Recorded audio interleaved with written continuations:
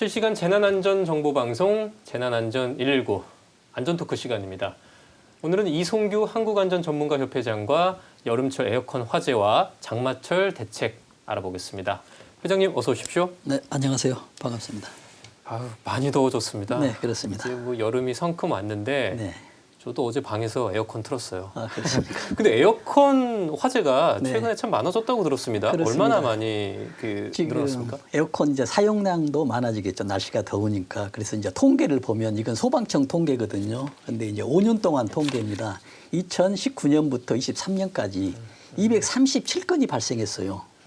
그래서 굉장히 많아집니다. 네. 그래서 작년 기준만 하더라도 네. 뭐 42건이 발생했습니다. 1년에 한 4, 50건 정도씩. 네, 계속 발생하고 있습니다. 네. 근데 이 증가 속도가 늘어나고 있어요. 물론 날씨 탓도 있겠지만요. 네. 그러나 또 원인을 보면은 정기적인 원인도 있고 기계적인 원인도 있고 여러 가지가 있지만 예. 정기적인 원인이 굉장히 많아요. 여기서 뭐 80% 이상을 차지하고 있거든요. 예. 그래서 우리가 정기적인 원인에 대해서도 조금 더 생각해 볼 필요가 있고요. 특히 이제 시기별로 보잖아요. 네. 그러면 이제 여름에는 이제 많이 되는데 구체적으로 이제 보면 6월, 7월, 8월 네. 이 중에 지금 과반이 넘게 지금 발생하고 있습니다. 그래서 우리가 에어컨 화재가 다른 전기 제품보다도 화재 발생이 많아요. 그래서 우리가 에어컨이 어떻게 되지? 라고 하는 이런 원리를 조금 더 생각해 보면 어떤 화재나 이런 데에 대해서 좀 대비하기 편하다. 대비할 수 있다라는 그런 생각이 좀 들거든요. 요즘 뭐 무풍 에어컨이다 뭐다 뭐 가전 기술도 많이 발전을 하는데 네. 불 잘 나는 거는 똑같은 건가 봐요. 아, 그렇습니다. 지금 에어컨 중에서도 전기 제품 중에서도 에어컨은 화재가 굉장히 많은 편이죠. 예. 그렇다면 아까 그 원리를 이해하는 게 중요하다 이런 말씀해 주셨는데 네. 이 에어컨이 실내를 이제 시원하게 만드는 원리 저도 몇 번 들었던 것 같은데 들을 네. 때마다 잊어버립니다. 다시 한번 좀 설명을 해 주실 수 있을까요? 그렇습니다. 원리는 간단하거든요. 우리가 이제 에어컨 가스라 하지 않습니까? 우리가 이제 뭐 용어에서는 냉매라 하는데 네. 그 에어컨 가스를 사용하는데 이 에어컨 가스가 압축을 딱 시켜요. 네. 그럼 액체로 되거든요. 네. 근데 액체가 기체로 딱 변하잖아요. 그러면 외부의 열을 다 가져갑니다. 그러면 외부가 주위가 시원해지거든요. 네. 그러면 가장 중요한 게 액체가 그럼 기체로 바뀌어야 되잖아요. 네. 이게 강자의 이제 관건이잖아요. 네. 근데 아주 간단해요. 우리가 보면은 그 가스 라이터 있죠. 네. 라이터에 보면 가스 라이터인데 안에 물이 들어 있잖아요, 액체가. 네네네. 이거 가스를 압축시킨 거예요. 그런데 압축됐기 때문에 틈만 있으면 밖으로 가스가 나오거든요. 네. 그때 스파크를 일으켜서 이제 불을 발생을 시키는데 네. 냉장고, 에어컨을 도 똑같습니다. 에어컨도 액체가 들어오잖아요, 작은 관에. 그러면 관이 갑자기 넓어지잖아요. 네. 면적이 넓어져 버리면 액체가 기체로 바뀌어져 버려요. 이 원리를 이용한 것이거든요. 좁은 면적에서 넓은 면적으로 작은 배관에서 액체가 오다가 갑자기 관이 커지잖아요. 네. 그럼 기체가 바뀌어져요. 기체가 바뀌면서 주위의 열을 흡수해지거든요. 그러면 주위의 열이 시원해지잖아요. 이 표면적이 넓어지면서 그렇죠. 면적이 넓어지면 기체로 바뀌어져요. 상태 변화가 됩니다. 그러면 기체로 바뀌어지면서 열을 흡수해 버리니까 주위가 시원해지죠. 그럼 에어컨에서는 팬을 돌려서 바람을 불려주는 것이거든요. 이 원리거든요. 그러면 다시 가스가 있잖아요. 한번 쓴 네. 가스가 다시 압축기에 들어가서 실외기에 들어가서 압축을 시켜요. 네. 그러면 또 액체가 되죠. 네. 그럼 액체를 다시 기체로 시키고 또 기체 액체가 계속 순환되는 게 네. 이게 이제 에어컨이죠. 에어컨 가스로 인해서. 그럼 그 과정에서 좀 액체들도 조금 오염이 될 수 있는지가 궁금한데 왜냐하면 우리가 여름마다 고민하는 게 네. 에어컨 청소 이거 매년 해야 되는 네. 건가 이런 생각하거든요. 어떻습니까? 그런데 이제 우리가 에어컨 청소를 해야 되는 것은 그건 중요한 내용이거든요. 맞는 얘기예요. 근데 에어컨 액체가 새는 건 아니에요. 네. 액체가 샜으면 안 되거든요. 네. 조금 미세하게만 셀 수 있지만 안 샌다고 봐야 되거든요. 네. 그래서 뭐 수년에 한 번씩 에어컨 가스도 바뀌어주는 것이거든요. 우리가 차량에 보면 에어컨 가스도 바뀌어준다 하죠. 차량에 에어컨도 똑같은 원리거든요. 그러나 지금 앵카께서 말씀하신 내용은 지금 에어컨 가스나 액체가 새서 그러는 게 아니고 예. 지금 우리가 에어컨을 사용하다 보면 1년에 3, 4개월 사용하잖아요. 예. 그럼 나머지 기간은 사용하지 않아요. 예. 그럼 먼지가 쌓여 있겠죠. 예. 또 습기가 있었겠죠. 예. 그렇다 보면 거기에 약간의 부패가 돼서 냄새가 나고 그게 보면 곰팡이가 있을 수 있고 이런 문제 때문에 예. 가장 좋은 거는 사용하기 전에 청소를 하고요. 네. 에어컨을. 그럼 에어컨이 이제 날씨가 차가워지면 사용 안 하잖아요. 예. 그때 되면 이제 또 청소를 한번 해놓고 이제 저장 이렇게 단속을 해놓으면 보관을 해놓으면 아주 좋은 상태가 되죠. 청소를 하는 게 안전에도 도움은 됩니까? 그럼요. 왜냐하면 청소가 안 했다는 얘기는 이미 습기가 찼다는 얘기거든요. 습기가 찼다는 얘기는 모든 물건들이 이제 부식이 잘 되잖아요. 특히 전선 같은 경우가 옆에 있다라고 한다면 부식기 때문에 이제 누전이 돼서 화재로 될 수 있는 부분이 되죠. 근데 또 에어컨 하면 빼놓을 수 없는 게 실외기거든요. 네네. 근데 실외기는 꼭 그 야외에 설치를 해야 하는 거예요? 그렇습니다. 지금 그 이유가 뭐냐면 지금 액체를 기체로 바뀌었잖아요. 네. 그다음에 바뀐 기체가 다시 이제 액체로 바뀌려면은 압축기 실외기에서 설치를 해야 되거든요. 근데 그 실외기를 밖에다 난 이유는 이제 반대로 기체를 액체로 압축시키잖아요. 기체 안에 들어있던 열이 밖으로 다 배출돼요. 그러면 주위가 더워지잖아요. 예. 근데 만약에 에어컨 옆에다 놔뒀다. 그러면 방 안에 있는 실내가 더워지기 때문에 필수적으로 밖에 있어야 됩니다. 그래야겠네요. 그래서 에어컨은 무조건 실외기가 있어야 되는데 실외기가 밖에 있어야만이 안이 덥지 않거든요. 그래서 실외기 없는 에어컨은 있을 수 있는데 그건 에어컨이라고 볼 수 없죠. 물론 얼음으로 있는데 이거는 시원하지 않습니다. 이 실외기와 에어컨이 실내에 같이 있으면 굉장히 효율이 떨어지겠네요. 떨어지죠. 엄청나게. 에어컨은 시원해지는데 실외기에서 네. 열이 나고 그래서 밖으로 빼죠. 그래서 항상 거기에 보면은 실외기와 에어컨 사이에는 배관이 있죠. 네. 가는 배관, 액체가 가는 배관. 네. 이제 커졌겠죠. 그러면 조금 더 굵은 관, 이건 기체가 들어가죠. 이게 계속 순환되는 시스템이죠. 네. 그래서 앵카키사 말씀하신 대로 정리하자면 왜 밖에 있어야 되냐? 압축할 때 열을 배출하기 때문에 네. 밖으로 열을 보낸다는 얘기죠. 네. 그래서 실내가 더 효율적으로 따뜻해 시원해질 수 있다. 잘 이해가 됐습니다. 그런데 이제 냉장고도 그렇잖아요. 근데 냉장고도 그게 그렇네요. 그렇죠. 그 냉장고는 없죠. 네. 근데 냉장고는 크기가 작아요. 네. 그렇기 때문에 실외기가 있는데 이거 너무 작기 때문에 이제 밖에다 냉장고 뒷부분에다 열을 배출하거든요. 그래서 냉장고 뒤에가 좀 따뜻해요. 맞아요. 그래서 냉장고 할 때는 좀 벽에 좀 틈을 놔줘야 돼요. 네, 그렇죠. 그리고 냉장고 뒤에 갈 일이 잘 없으니까 요새는 그렇죠. 그 장이 있잖아요. 그래서 네. 이게 회장님께 듣는 이런 가전의 과학 재밌습니다. 근데 이 에어컨이 다른 전기 제품보다 화재에 취약하다. 네. 어떤 점에서 그렇습니까? 그러니까 이제 말씀드린 대로 이제 원리를 하다 보면은 가장 이제 열이 많이 있는 곳이 에어컨 실외기잖아요. 네. 에어컨 자체 본체에서는 화재 날 일이 거의 없어요. 대부분 밖에 있는 본체에서 나거든요. 근데 본체가 왜 화재가 많이 나냐면 기체를 액체로 압축하다 보면 주위에 열을 배출하기 때문에 온도가 높자겠잖아요. 네. 그런데 실제 배출하지 않더라도 여름 날씨가 30도가 넘어지는 거예요. 네. 그렇다 보니까는 어떻게 됩니까? 고온이 되잖아요. 네. 그래서 60, 70도가 되고 있어요. 그래서 주변의 고열로 인해서 화재 위험이 굉장히 높죠. 안 그래도 바깥이 더운데 네. 거기가 이제 전기적으로 계속 가열이 될 수밖에 없는 상황이니까. 그렇죠. 그러다 이제 고열이 된다 하면 그것뿐만이 아니고 열이 높아짐으로 인해서 이제 공기 중에 산소 화합이 빨라지거든요. 그럼 산화가 된다고 하거든요. 네. 산화가 된다는 얘기는 녹슨다는 얘기입니다. 녹슨다는 얘기는 이제 전선의 피복이 이제 벗겨지고 벗겨짐으로 인해서 2차적으로 누전 위험이 이제 높아지는 것이죠. 근데 요즘 보면 그 아파트 외벽에 혹은 뭐 이제 건물 외벽에 네. 실외기들이 타닥타닥 붙어 있는 그런 네. 모습도 볼 수 있어요. 이거 위험하진 않나요? 엄청 위험하죠. 왜냐하면 지금 외부에서 보면은 각 룸에 요즘은 거의 하나씩의 에어컨이 있다라고 보잖아요. 그런데 그렇죠. 그 에어컨이 하나가 있으면 무조건 필수적으로 실외기가 있어야 돼요. 그렇죠. 실외기 없는 에어컨이 없거든요. 네. 근데 그 실외기는 무조건 또 밖에다 설치를 해야 돼요. 그렇죠. 그러면 밖에 설치할 공간이 없잖아요. 한 벽면밖에 없잖아요. 네. 아니면은 뭐 옥상이든지 그것도 한정이죠. 그러다 보니까는 가까이 붙일 수밖에 없거든요. 네. 가까이 붙다가 보면 어떤 문제가 되냐면 하나가 60도가 되죠. 그 옆에가 60도니까 하필이면 이제 70도, 80도가 되거든요. 그러다 보면 온도가 더 높아지는 거죠. 네. 더 높아지다 보면 이제 산화되는 속도, 이제 피복이 벗겨지는 속도가 더 빨라지고 바람이 불면은 두 개가 또 결합이 돼서 합선이 되고 네. 이런 문제가 있기 때문에 이제 굉장히 위험하다, 더 위험하다는 얘기죠.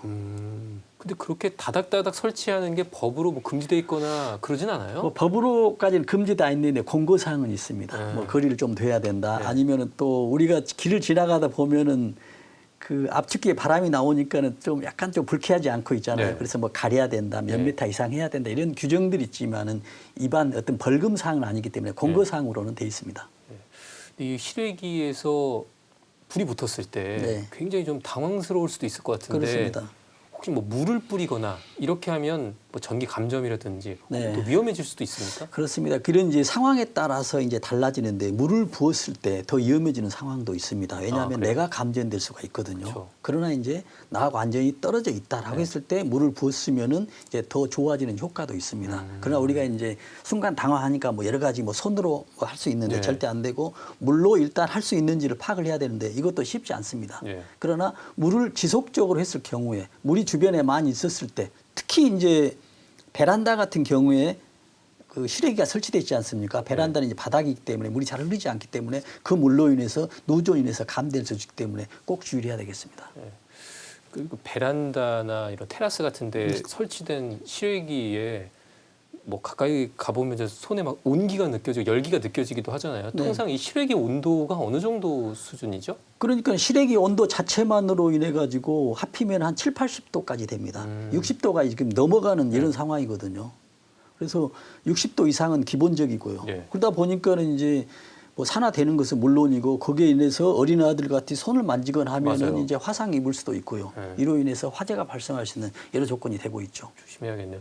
근데 그 가끔 보면 이 실외기에 새들이 좀 둥지를 틀거나 그런 경우도 종종 보이거든요. 네네. 그러면 그런 것들 보면 우리 집 그 실외기에 그렇게 설치된 걸 보면은 뭐 가만히 둬야 합니까? 아니면 어디 구청 같은 데 신고해서 네. 뭐 어떻게 해야 합니까? 아주 정말 좋은 질문입니다. 이거는 구청에 신고를 해야 되거든요. 아, 왜냐하면 그래요? 새들이 이제 집만 지는 걸로 있으면은 끝나는 게 아니고 새들이 필요한 집을 짓기 위해서 전선이나 이런 거 있으면은 부리로 해가지고 자기 둥지를 만들잖아요. 예. 그럴 경우에 이제 화재나 날 위험이 있고요. 그렇겠네요. 또 이제 거기서 새들이 보면 배변 이런 게 하잖아요. 아. 이로 인해서 산화가 더 빨리 됩니다. 부패가 더 빨리 되고요. 그래서 더 화재 위험성이 높다고 보기 때문에 예. 어떤 신고를 해서 어떤 그 지자체나 어떤 동사무소 예. 어떤 이런데 주민센터에서 어떤 지원을 받는 게 가장 어떤 좋은 방법이라고 생각합니다. 일단 그 실외기 얘기는 여기까지 하고 네. 가끔 요새 워낙 뭐 날씨가 더더욱 더워지면 네네. 에어컨 이제 켠 상태에서 공기청정기까지 함께 네. 켜는 경우들이 있거든요. 그렇죠. 그 이럴 때 그래도 뭐 환기도 같이 해야 됩니까? 어떻게 해야 합니까? 그렇습니다. 우리가 이런 이제 고민이 있죠. 미세먼지 경보 발령이 됐어요. 네네. 문만 열면 미세먼지가 방으로 들어옵니다. 그런 상황에서 여름에 에어컨을 켰어요. 그다음에 공기청정기를 최대한 가동을 시켰습니다. 그러면 이걸 환기를 해야 될까 안 해야 될까? 해야 된다라는 얘기는 많이 들으셨잖아요. 네네. 근데 왜 해야 되냐? 이게 이제 굉장히 궁금증이거든요. 네. 공기청정기가 작동을 하는데 근데 공기청정기는 무슨 원리만 하냐면 공기만 청정시켜 주거든요. 미세먼지만 없애줍니다. 네. 그러나 이제 여러 가지 환기되는 이유가 여러 가지가 있거든요. 습기가 있기 때문에 이제 공기를 환기시켜서 뭐 말리게 한다 이런 것도 있지만 저는 가장 궁극적으로 하는 게 뭐냐면 우리 실내 밀폐된 공간에 사람이 많이 있다라고 한다면 우리가 대화를 하잖아요. 그러면 산소를 들이키고 이산화탄소를 배출해요. 그러나 이산화탄소는 우리한테 인체에 직접적인 해는 없어요. 그러나 많이 쌓이게 되면 산소가 차지할 수 있는 공간을 이산화탄소가 차지해 버려요. 그럼 산소가 부족하거든요. 네. 그래서 작업 현장에도 산소가 우리 일반 대기열은 산소가 21%를 차지하고 있거든요. 근데 산업 현장에서는 17% 이하가 되면 법률 위반입니다. 그래서 산소가 굉장히 그만큼 중요하거든요. 근데 밀폐된 공간에서 우리가 여러 사람들이 이야기하면 지금도 우리는 산소를 지금 계속 흡입하고 있잖아요. 또 이산화탄소를 배출하고 있고. 그러다 보면 어느 순간에 보면 이산화탄소만 많아지고 산소는 적어지거든요. 그러나 공기청정기를 작동했기 때문에 이산화탄소를 없애는 장치가 공기청정기가 아니에요.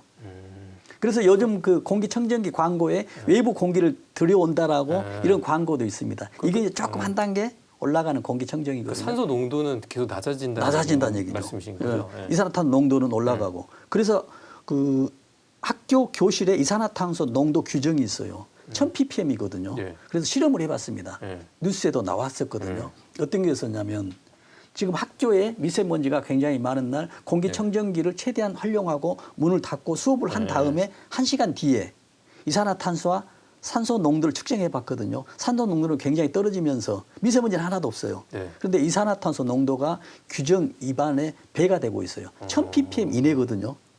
아니, 1000ppm 이상이 돼야 되는데 이산화탄소 농도가 1000ppm 이내로 돼야 되는데 거기 실제는 2000 ppm 이상이 되고 있었습니다. 그래서 아주 위험한 상황이 됐죠. 그러나 우리는 미세먼지만 없기 때문에 괜찮겠다고 하는데 이산화탄소가 많으면 인체에 아주 해롭다. 그렇겠죠. 그렇게 생각합니다. 알겠습니다. 환기를 자주 하셔야겠고요. 그렇다면 아까 잠깐 그 에어컨 얘기했었잖아요. 네. 에어컨 화재를 예방하기 위한 대책 어떤 게 있겠습니까? 네, 그렇습니다. 아까 이제 앵카께서도 말씀하셨지만 청소 같은 거 있잖아요. 청소가 굉장히 중요한데 청소도 어디 청소가 가장 중요하냐면 실외기 청소 있죠.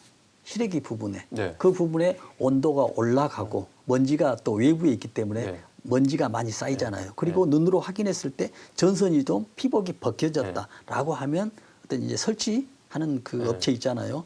한테 전화를 하든지. 근데 실외기 청소가 조금 약간 위험할 수도 있는 것 같은 게 약간 건물 외벽에 있고 이런 그렇죠. 상황도 있으니까 네. 본인이 좀 직접 하기보다는 아무래도 그렇죠. 전문 업체를 불러서 하는 게 네, 그렇죠. 나은 실외기 거죠? 청소도 이제 제작 업체 있지 않습니까? 에어컨 네. 제작 업체에서 무료로 해주는 기관들이 있어요. 아, 그게 하면은 예약돼서 오고 하거든요. 네. 그래서 이제 사용자들에게 이제 편리를 제공하고 네. 있습니다. 그러나 그런 기간이 안 되고 지금 시급하다고 하면 뭐 보면은 밖에 이제 넘어가서는 안 되겠죠. 네. 그러나 이제 보통 요즘은 아파트에 이제 실내에 설치하도록 돼 있어요. 실외는 옛날에 설치했기 때문에 실외를 설치하는 것은 청소하는 것은 네. 조금 위험하다고 볼 수 있죠. 그래서 특히 이제 노약자 어린이들은 좀 피하는 게 낫고요. 좀 주의를 해서 하는 게 좀 우수하고 청소는 굉장히 중요하다. 청소 말고도 혹시 또 주의할 게 있을까요? 특히 이제 뭐 비바람 이런 것이 이제 들이킬 수 있잖아요. 아. 이런 것도 좀 막을 수 있는 어느 네. 정도 일부만 막아도 굉장히 효과가 높거든요. 아. 그래서 이런 것들도 굉장히 필요하고 특히 이제 습기 같은 거 네. 이런 것도 안 해야 되고요. 특히 이제 요즘 아파트에는 이제 실내에 다용도실에 이런 걸 많이 놔두잖아요. 맞아요. 이거 할 때 보면 문을 다 닫아놓으면 안 됩니다. 아, 그래요? 예, 거기에 창문을 열 수 있는 틈이 약간 있거든요. 네. 이걸 열어놔야 환기가 돼야 되거든요. 왜냐하면 온도가 높기 때문에 계속 올라가 버리면 주위에 인화성 물질이 있다 하면 이걸로 인해서 또 불이 날 수가 있거든요. 그래서 에어컨을 틀 때는 환기될 수 있는 그냥 문을 활짝 여는 게 아니고 약간의 그 틈이 있습니다. 네. 온오프 되게 있거든요. 네. 이걸 열도록 되어 있습니다.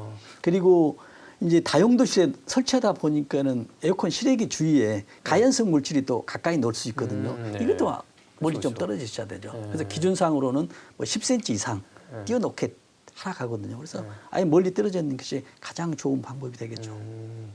또 아까 말씀하셨지만 또 실외기가 온도가 너무 급격히 올라가면 안 되니까 직사광선보다는 조금 그늘진 그렇죠. 곳에 두는 게 낫겠네요. 아, 그렇죠. 또 불가피하게 직사해야 된다라면 약간의 어떤 차양막? 막을 하나 설치하는 것도 굉장히 중요하죠. 알겠습니다. 이제 에어컨 얘기는 여기까지 하고요. 네네. 곧 장마철입니다. 좀 네네. 대비를 해야 할 텐데 네. 요즘 뭐 비가 뭐 한 번 내렸다 하면 기습적으로 막 국지적으로 많이 비가 내리기도 하니까 네네. 좀 이게 그 대비를 잘 못하시기도 하는데 네. 지금 회장님께서 보실 때 가장 시급한 장마철 대책이 있다면 어떤 거일까요? 그러니까 지금 이제 기후가 너무 지구 온난화로 인해서 정말 예상할 수 없는 어떤 기후 변화로 인해서 폭염이나 폭우 이런 집중호우가 발생하거든요. 근데 지금 2022년도 작년 재작년이죠. 지금 서울에 150년 만에 높은 141.5mm의 집중호우가 발생했어요. 150년 만에요. 예. 그래서 이거 뭐 이런 우리가 이런 폭우나 폭염을 대비한 설비들 있잖아요. 예. 그럼 우리가 30년 대비, 40년 대비해서 설비를 하거든요, 설치를. 네네. 그런데 150년 만에 와버렸기 때문에 도저히 안 되거든요. 그래서 이제 그러면 우리는 어떻게 하냐 할 거냐는 얘기죠. 그래서 가장 중요한 것들은 그러거든요. 지금 빗물에 대해서는 비가 많이 오면은 물은 높은 곳에서 낮은 곳으로 흐르잖아요. 그래서 내가 있는 위치가 얼마나 낮은 지역이냐는 얘기죠. 이걸 우선 확인해야 되겠죠. 저지대인지 아닌지인지. 비가 많이 오더라도 무너지지 않는 한 높은 데 있으면은 침수는 되지 않거든요. 그러면 이걸 잘 모르겠다라고 한다면 내가 있는 주변에 침수된 뭐 기록이 있느냐. 네, 적어도 이제 우리 집, 우리 네. 동네에서 뭐 침수된 적이 있느냐. 과거에 네, 침수된 그렇죠. 기록이 있는지. 그렇죠. 그게 네. 있다라고 하면 네. 아, 이 지역은 침수 지역이구나라고 알 수가 있고요.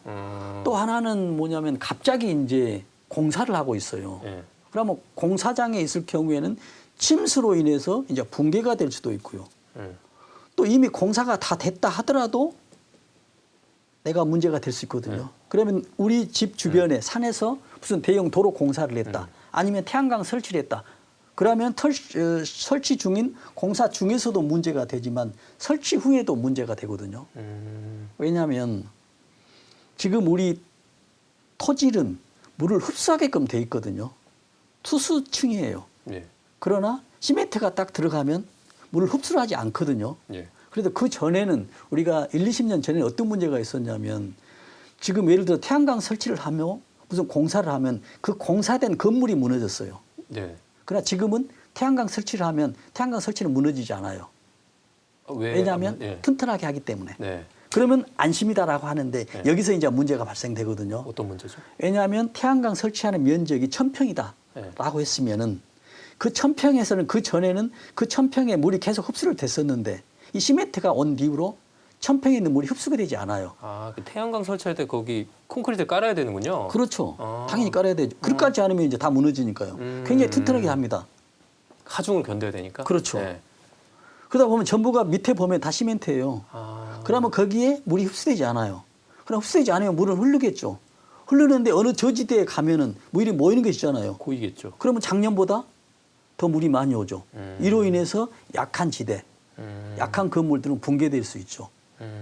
그래서 지금 우리가 침수 피해에 대비한다라고 하면 지금 공사 중인 것도 중요하지만은 올해 이전에 1, 2년 전에 공사했던 지역이 있었는지 이것도 지금 굉장히 중요합니다. 그냥 물길이 이제 바뀌거든요. 그렇죠. 그럼 그 태양광 발전 시설이 있는 곳에서는 주변에 배수 시설 같은 것들이 제대로 돼 있는지 확인을 해야겠네요. 그렇죠. 배수시설이 되어 있는 것도 필요하지만 어딘가는 이 배수가 되면서 낮은 지역에서는 그만큼 흡수되지 않는 만큼 높아지거든요.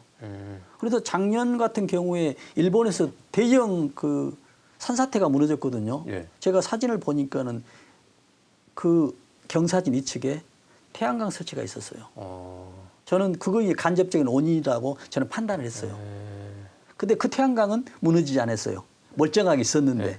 그건 높은 시설에 있으니까 괜찮은 그렇죠. 거 아니에요? 예. 그리고 시멘트를 튼튼하게 했기 때문에 안 무너지죠.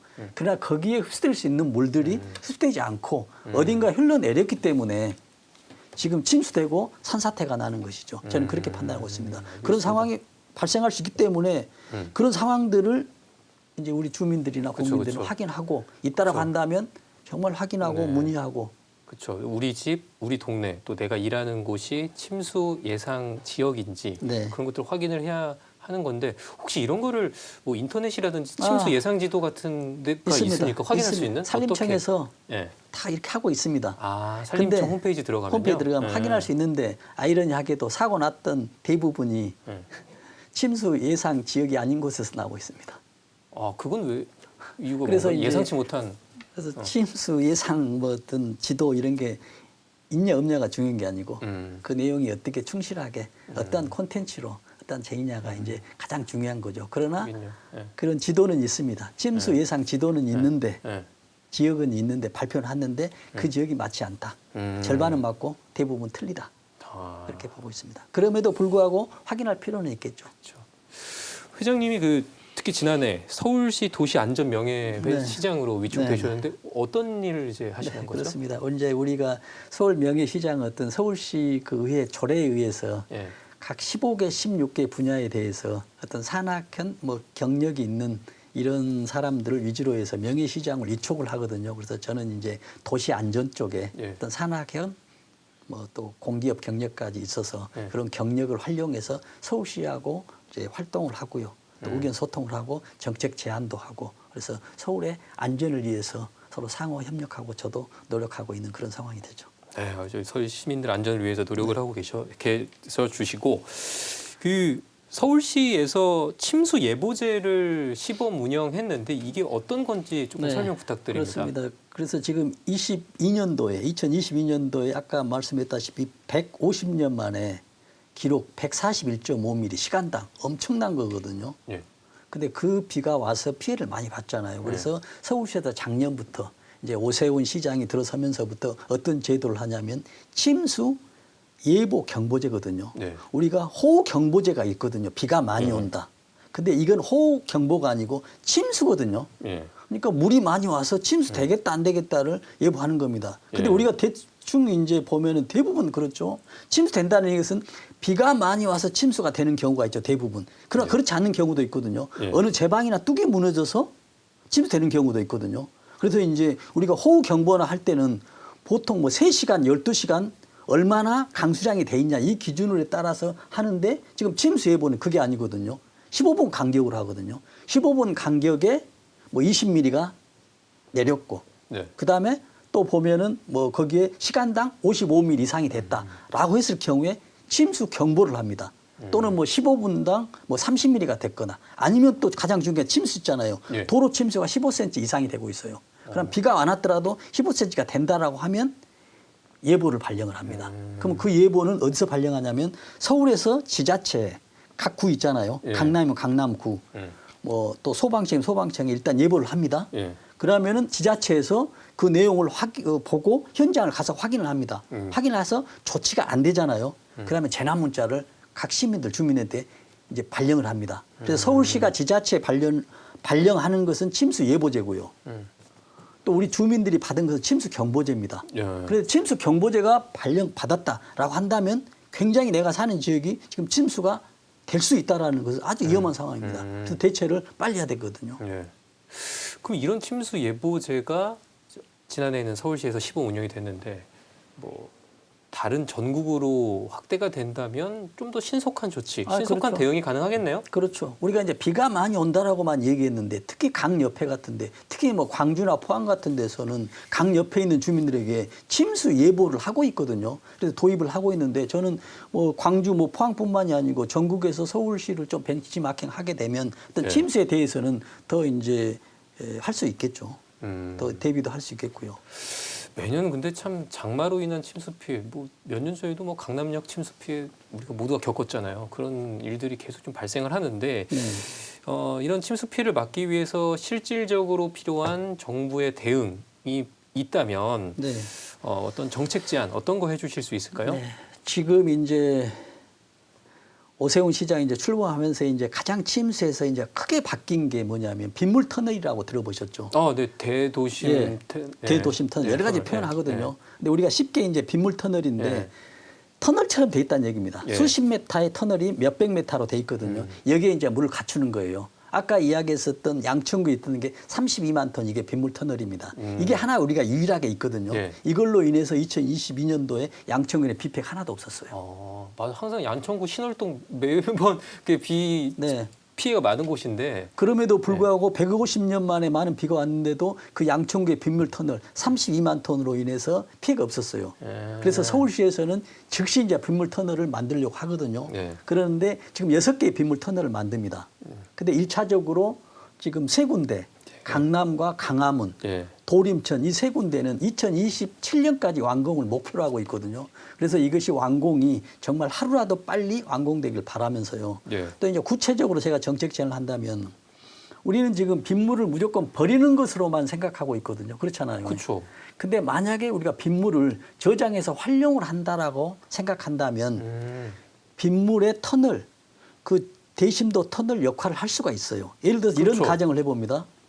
우리 서울시 인구가 1,000만 명이 되잖아요. 그 1,000만 명의 3%, 30만 명이 1톤의 물을 비가 많이 와서 저장만 한다면 30만 톤의 물을 저장할 수가 있어요. 그러면은 지금 현재 양천구에 32만 톤가 맞먹거든요.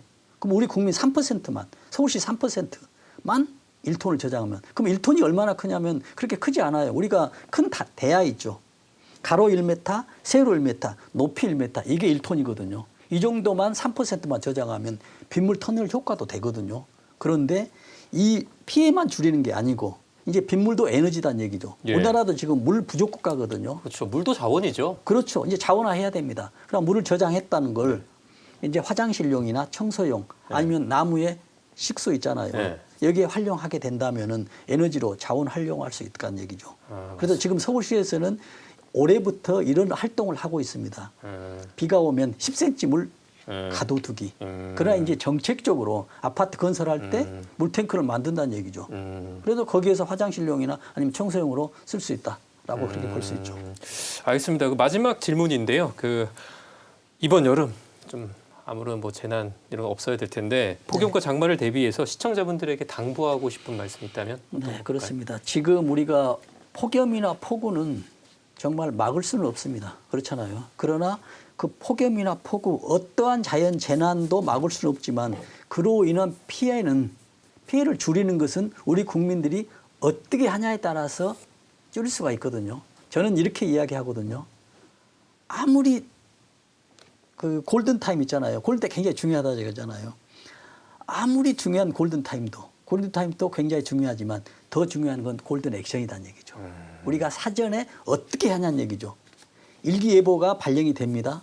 어떤 문자가 오면 평상시에는 스팸이 되지만 정말 위험한 순간에서는 그 스팸이 아니라 우리 가족, 우리 국민이 살 수 있는 그런 정보이기 때문에 네. 그대로 활용을 하고 사전에 어떤 골든 액션을 취한다고 한다면 활용할 수가 있거든요. 예를 들어 또 이런 거 있거든요. 정부에서도 어떤 좋은 제도를 많이 활용을 하고 있습니다. 국민을 위해서. 그러나 저는 이렇게 이야기하거든요. 아무리 좋은 제도라도 우리 국민이 따라주지 않으면 그 제도는 무용지물입니다.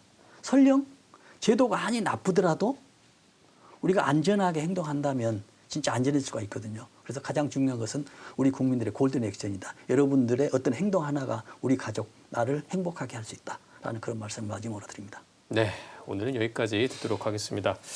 지금까지 이송규 한국안전전문가협회장이었습니다. 회장님 오늘 말씀 감사합니다. 고맙습니다.